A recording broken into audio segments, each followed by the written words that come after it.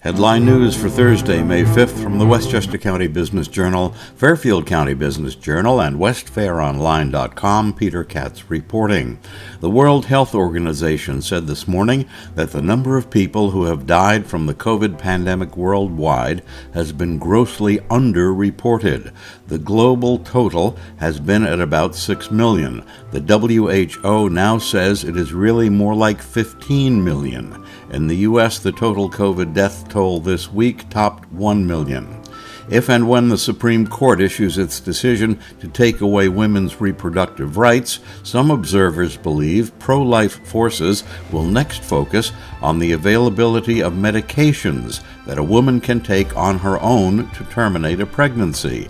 The FDA last February did away with the requirement that women pick up the so-called abortion pills in person, thus allowing them to be made available by mail across state lines and allowing them to be prescribed by a doctor who does virtual consultations.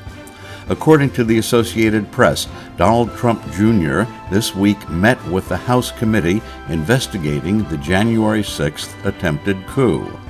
The Federal Reserve's 0.5-point increase in interest went into effect today.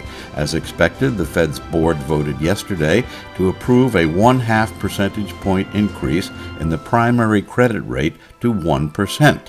In taking this action, the board approved requests to establish the 1% rate submitted by the Board of Directors of the Federal Reserve Banks of Boston, New York, Philadelphia, Cleveland, Richmond, Atlanta, Chicago, St. Louis, Minneapolis, Kansas City, Dallas, and San Francisco. As the Business Journals reported last month it would, Westchester County has announced the launch of its On the Horizon program to update the Westchester County Airport's master plan.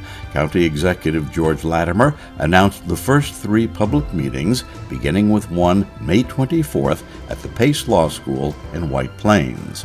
A lawsuit has been filed in federal court in Miami by a group of Florida residents against the state and Governor Ron DeSantis. The suit claims that the residents will be hurt by the action DeSantis took to revoke the special district status of Disney World, and that taxpayers will be stuck with about $1 billion in costs that Disney had been covering. Stay in touch with the Westchester County Business Journal, Fairfield County Business Journal, and westfaironline.com.